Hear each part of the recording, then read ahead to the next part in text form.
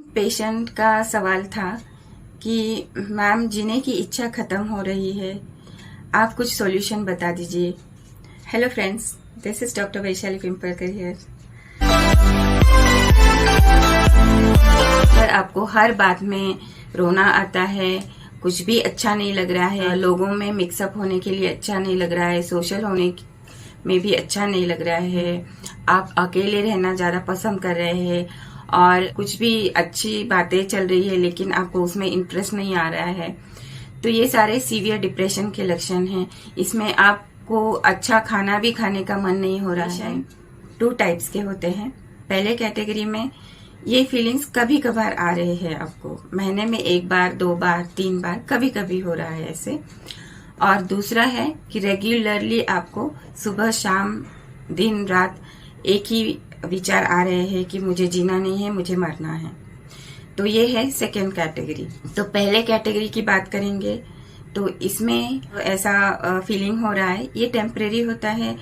ये आपके जो बॉडी में केमिकल्स होते हैं जिसे हार्मोन्स कहा जाता है, ये हार्मोन्स के ऊपर नीचे होने की वजह से होता रहता है और ये बहुत ही आम बात है, हर किसी को इससे गुजरना पड़ता है। और जैसे भी आपके लाइफ में कुछ बुरी घटनाएं होती है या फिर आपको कुछ फाइनेंशियल लॉस हो रहा है या आपका मनपसंद जॉब नहीं मिल रही है या आप जॉबलेस है या फिर फैमिली में बहुत प्रॉब्लम्स चल रहे हैं किसी की प्रॉपर्टी से लेकर या फिर घर में कोई बीमार है, ऐसे में आपको थोड़ा बहुत बुरा लगना या फिर नेगेटिव थॉट्स आना या फिर डिप्रेस्ड होना लग सकता है। तो ये बहुत कॉमन है, ये टेम्परेरी है, ये जैसे आए हैं वैसे ही अपने आप ये फीलिंग्स। अब जो बहुत क्रिटिकल केस है, जो रियल में डिप्रेशन होता है, जो कई लोगों में होता तो है लेकिन वो मानने को तैयार नहीं होते कि उन्हें डिप्रेशन है। वो दिखाते तो है कि हम सब कुछ अच्छा चल रहा है लेकिन अंदर से वो डिप्रेस्ड होते हैं। तो ऐसे केसेस में इन्हें आप कुछ भी बताने जाएंगे, शायद ये मेरा वीडियो भी उनके कोई भी काम का नहीं होगा, क्योंकि वो रियल में डिप्रेस्ड है। रियल में डिप्रेस्ड का मतलब उनके बॉडी में कुछ ऐसे हार्मोन्स सीक्रेट नहीं हो रहे हैं जिसे हम फील गुड हार्मोन्स कहते हैं या पॉजिटिव हार्मोन्स कहते हैं, जैसे कि डोपामिन, सेरोटोनिन, ऑक्सीटोसिन, एंडोर्फिन्स। ये सारे हार्मोन्स जो है ये आपको पॉजिटिविटी लाते हैं आपकी लाइफ में, आपको अच्छा लगने लगता है और आपको काम में मन भी लगता है। तो जब भी इन हार्मोन्स की कमी हो जाती है बॉडी में, तब आप सीवियर डिप्रेशन में जा सकते हैं। तो ऐसे केस में आपने मेडिकल हेल्प लेनी बहुत ही ज्यादा जरूरी होती है। क्यों? क्योंकि ये जो हार्मोन्स जो आपके बॉडी में कम हो रहे हैं, तो इनको वापस एक रेंज में लाना बहुत इम्पोर्टेंट है और इसके लिए आपको मेडिकल हेल्प लेनी पड़ेगी। इसमें 2 टाइप की मेडिकल हेल्प होती है, एक साइकोलॉजिस्ट की और एक साइकेट्रिस्ट की। तो साइकोलॉजिस्ट आपके काउंसलिंग सेशंस करेंगे, आपको कुछ सिटिंग्स करने पड़ेंगे उनके साथ। वो आपके जिस कारण भी आपको ये सब प्रॉब्लम्स हो रही, वो थॉट्स आपके चेंज करने में वो अच्छी तरह से हेल्प करते हैं। और दूसरे होते हैं साइकेट्रिस्ट, तो ये आपको कुछ मेडिसिन देंगे जिसकी वजह से आपके जो फील गुड हार्मोन्स है वो रेज हो जाएंगे, इंक्रीज हो जाएंगे, और जो स्ट्रेस हार्मोन्स है या फिर नेगेटिव हार्मोन्स है वो सारे धीरे धीरे कम हो जाएंगे। तो इसके लिए मेरी आपसे रिक्वेस्ट है कि जल्दी से जल्दी आप इसके लिए डॉक्टर से सलाह लीजिए। एक बात आपने हमेशा ध्यान में रखनी है कि आपकी लाइफ प्रेशियस है, आपकी लाइफ बहुत ज्यादा कीमती है, इसे किस तरह आप अच्छे से जीना है। तो आपने लाइफ एंजॉय करके जीना है, हर स्टेज ऑफ लाइफ जो रहती है आपकी उसमें आपने हैप्पीली जीना है। तो इसके लिए आपको किसी की भी जरूरत लेनी पड़ी तो आपने उसकी जरूरत लेनी ही है। मिथ होती है कि अगर हमें दिमाग की दवाइयाँ देते हैं डॉक्टर, साइकियाट्रिस्ट डॉक्टर, तो हमें लोग पागल समझेंगे। तो ये सब गलत बातें हैं, ऐसा कुछ भी नहीं होता है। वो जो डॉक्टर्स है, साइकियाट्रिस्ट डॉक्टर्स, आपकी हेल्प करते हैं कि आपकी लाइफ आप अच्छी तरह से जी सके, जितना जल्दी हो सके आप ट्रीटमेंट लेंगे, उतना जल्दी आप डिप्रेशन से आप बाहर आ सकते हैं। तो आपको क्या दवाई देते हैं? ज्यादातर आपकी नींद पूरी नहीं होती है, इसलिए भी आपके बहुत सारे विचार आते हैं, इसलिए आपको नींद की दवाई देते हैं। दूसरा, आपके जो हार्मोन्स अप एंड डाउन हो रहे हैं या बहुत कम हो गए हैं बॉडी में, जैसे कि सेरोटोनिन वगैरह, तो SSRI दवाइयाँ होती है, या फिर ट्राईसाइक्लिक एंटी डिप्रेसेंट्स होता है TCS, तो ये भी देते हैं। तो इससे क्या होता है कि ये धीरे धीरे इसका लेवल बढ़ने लगता है बॉडी में, और आपको अपने आप सब कुछ अच्छा लगने लगता है, और आप फिर से पॉजिटिव होने लगते हैं। तो ऐसा ना समझे कि ये दवाई बहुत सालों तक चलेगी और इससे कभी बाहर नहीं आऊंगा, तो ऐसा कभी नहीं होता है। आपका ये कुछ शॉर्ट ड्यूरेशन कोर्स होता है, कभी लॉन्ग ड्यूरेशन कोर्स होता है, तो ऐसे आपके डॉक्टर्स आपको हेल्प करेंगे और इससे जल्दी से जल्दी आपको बाहर निकालने की कोशिश करेंगे। लेकिन इसका मतलब ये भी नहीं है कि आपने सिर्फ गोलियां खाकर ही ठीक हो जाएंगे। तो इसके लिए साइड बाय साइड आपको कुछ खुद से भी प्रयास करने पड़ेंगे, कुछ खुद को भी ऐसे कंडीशंस करने पड़ेंगे घर में या बाहर में या आपके दिमाग में, थिंकिंग लेवल में। तो ये सारे आपने खुद प्रयास करने हैं, और तभी जाकर आपको इन दवाइयों का भी असर होने लगेगा। तभी ऐसा देखा गया है कि एक ही बात दिमाग में लेकर बैठा रहता है कि मैं बीमार हूँ, तो ऐसे सोच सोच कर, या फिर आजू बाजू के लोग भी आपको बार बार यही सुनाते रहते हैं कि आप बीमार हैं, आप सो जाओ, या आप बीमार हैं, आप आराम करो। नहीं, ये बिल्कुल भी सही नहीं है। आपने उन लोगों को दिखाना है कि आप बीमार नहीं हैं, आप अच्छे हो रहे हैं। तो जब आप अच्छे हो रहे हैं तो आप उस तरह से दिखाइए, आप उस तरह से एक्टिविटीज कीजिए। अब आप बोलेंगे कि क्या एक्टिविटीज कर सकते हैं? तो सबसे पहले, आपका एज कितना भी हो, आप चाहे 60 साल के हो या 70 साल के या 40 या 30 या 20, आपने कभी छोटे बच्चे देखे होंगे कि वो रोते भी है और झट से हंसना भी शुरू कर देते हैं।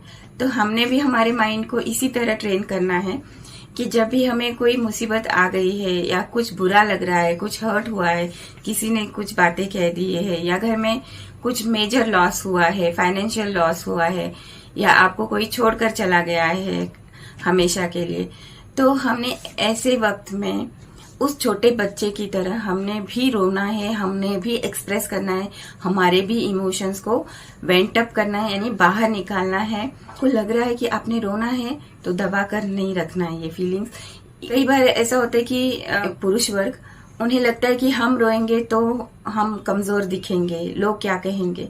तो ऐसा नहीं है। हर इंसान के अंदर एक छोटा बच्चा होता है जो रोना चाहता है, खेलना चाहता है, हंसना चाहता है, कुछ मिसचीफ यानी नॉटी पना भी करना चाहता है। तो ये सब कीजिए, आप ये करना है, क्योंकि आपको लाइफ अच्छे से जीना है। तो आपने वो सारे इमोशंस को बाहर लाना है। अगर आपको हंसना अच्छा लग रहा है, हंस दीजिए, मन से हंसिए, बहुत जोर जोर से हंसिए। खेलना पसंद है, खेलिए, जाइए बाहर, जाइए छोटे बच्चों के साथ खेलिए, कभी फुटबॉल खेलिए, बैडमिंटन खेलिए, जो भी अच्छा लग रहा है, स्विमिंग करिए।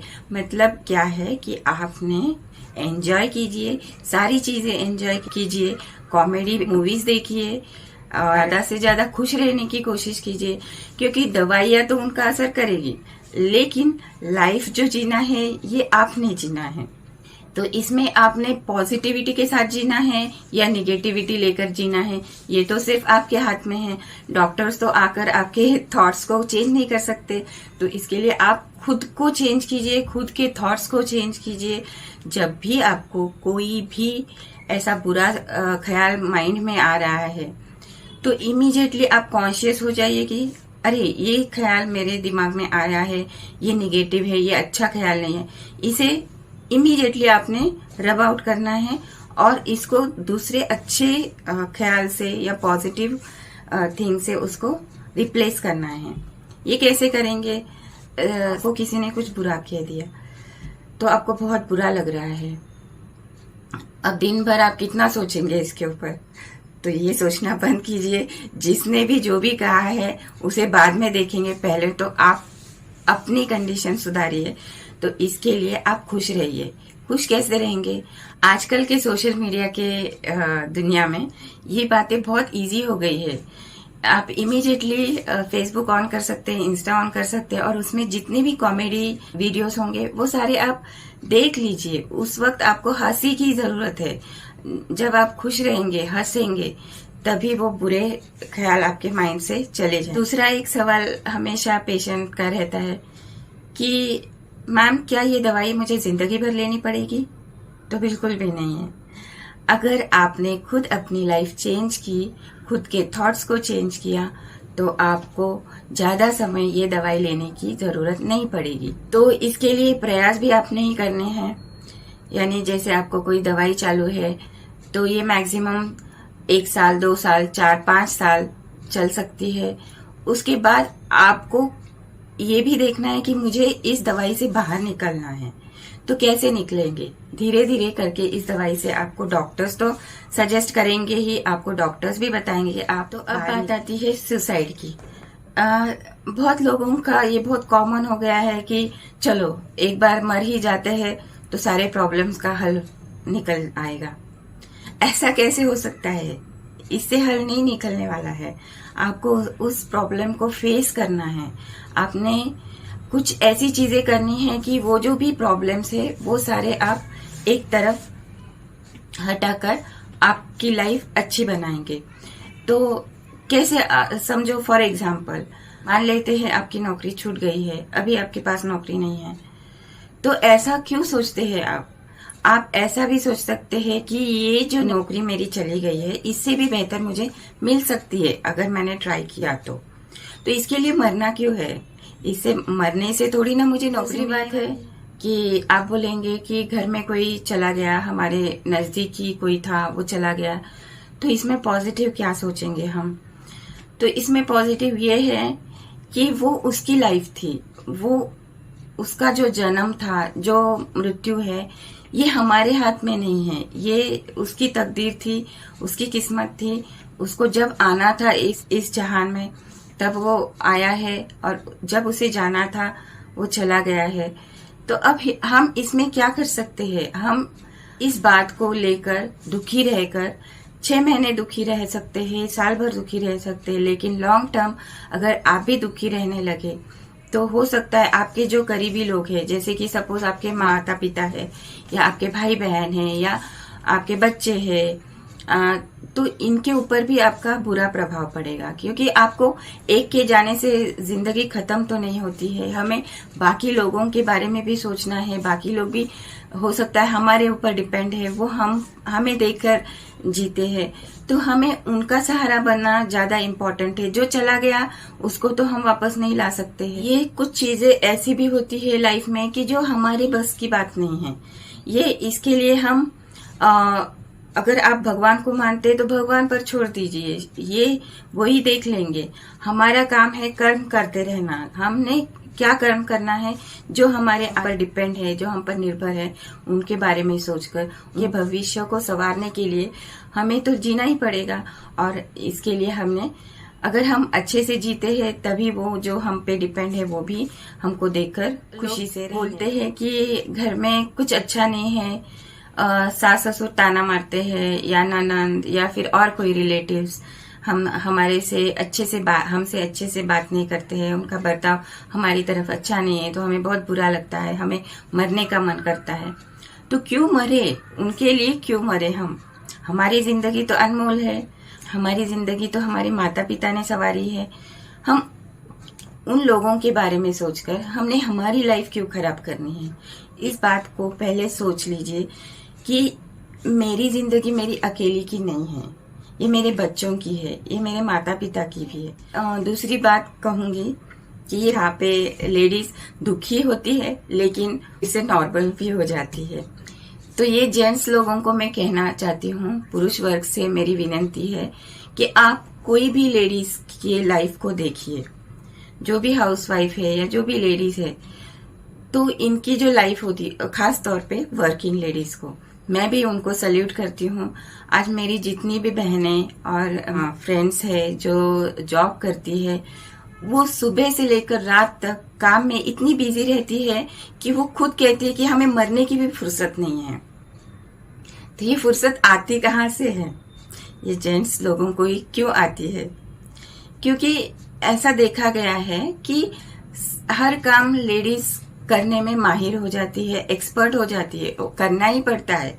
वो किसी को बोल नहीं सकती कि मैं आज छुट्टी पर जा रही हूँ, क्योंकि उसके ऊपर उसके बच्चे निर्भर है। अगर वो खाना नहीं पकाए तो बच्चे क्या खाएंगे? तो ऐसा सोचकर कोई भी लेडीज अपने काम से अलग हट नहीं सकती। और कुछ सालों के बाद ये जो लेडीज है ये खुद के लिए भी जीना सीख लेती है। ऐसी बहुत सारी लेडीज भी है जो आगे चलकर इतने बड़े बड़े काम करके जाती है कि आप सोच भी नहीं सकते। तो जेंट्स लोगों को ही क्या प्रॉब्लम है? इनके ही दिमाग में ऐसे क्यों ख्याल आते हैं? क्योंकि उनका दिमाग कभी कभी बहुत खाली हो जाता है। उनके वो शुरू में उन्हें जॉब की टेंशन रहती, जॉब नहीं मिली इसलिए उनको मरना है। हाँ, कभी कभी उनको अच्छा पार्टनर नहीं मिला इसलिए मरना है। और सबसे बहुत बड़ी बात है, यानी बहुत ज्यादा देखने को मिलती है, उनका जो रिलेशनशिप फेलियर हो जाता है। यानी जिनके लव मैरिज होने चाहिए थे नहीं हो रहे हैं, तो ऐसे में भी वो डिप्रेस्ड हो जाते हैं और मरने की बातें करने लगते हैं। तो ये सब नॉर्मल बातें हैं, ये टेम्परेरी फीलिंग्स है, ये आते जाते रहते हैं। आपने इस बात पर ध्यान देना है कि जो भी हो रहा है लाइफ का फेज है, ये वहीं पे नहीं रुकता है, ये गुजर जाता है। अगर आप छोटे से मतलब जब स्कूल में हैं, आपको किसी ने डांटा या मारा या कुछ प्रॉब्लम हुआ है, तो कुछ दिन के बाद ये सब नॉर्मल सिचुएशन हो जाती है।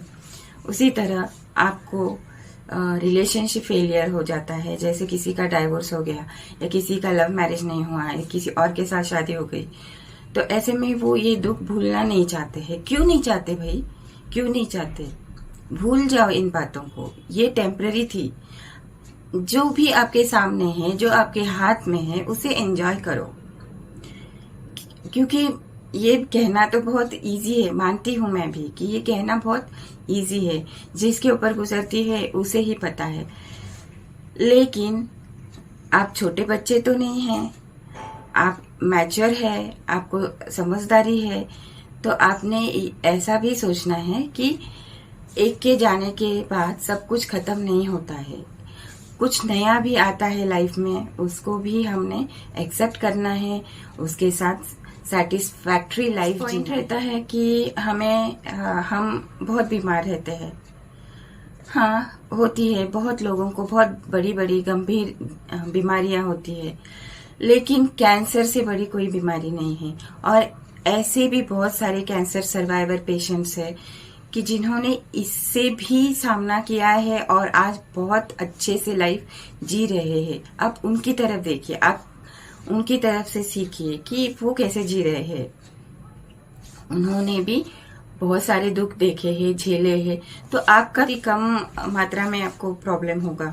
कभी कभी क्या होता है, हमें कुछ पेन होता है या कुछ डिसीज होती है, तो होने दो, कोई प्रॉब्लम नहीं है। ऐसे बहुत एक्सपर्ट डॉक्टर्स हैं, उनसे मिलिए आप, उनसे मिलकर आपके जो भी बीमारियां हैं वो उनके ऊपर छोड़ दीजिए, वो सब कुछ ठीक कर देते हैं। ऐसे मिरेकल्स होते हैं लाइफ में, इस बात पे बिलीफ रखिए कि मिरेकल्स होते हैं। आपने कुछ प्लेयर्स, क्रिकेटर्स को भी देखा है, जैसे कि युवराज सिंह, इन्होंने भी जो भी उनका कैंसर था उनसे वो आज सही तरह से ठीक हो गए हैं।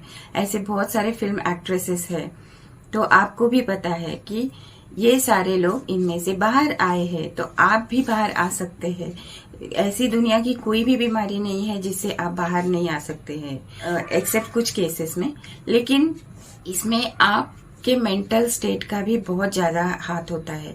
अगर आप नेगेटिव ही थिंकिंग करते रहेंगे दिन भर कि मुझे बीमारी है, मुझे बीमारी है, तो आपकी बॉडी भी वैसे ही रिएक्ट करती है, आपकी बॉडी भी वैसे ही सिग्नल्स देती है कि आप और भी ज्यादा बीमार हो जाते हैं। तो आपने आपकी बॉडी को कहना सीखिए कि मैं बीमार नहीं हूँ, मैं बहुत अच्छा हूँ, मेरी बॉडी हील हो रही है। तो इसको ये पॉजिटिव सिग्नल्स देते रहिए कि आपकी बॉडी सुनती है, आप जो भी कहते हैं वो सुनती है। अगर आप कहेंगे कि मैं हील हो रहा हूँ तो वो हील होती ही है। अगर आप कहेंगे कि मैं बहुत बीमार हूँ तो सच में आपको सब कुछ बुरा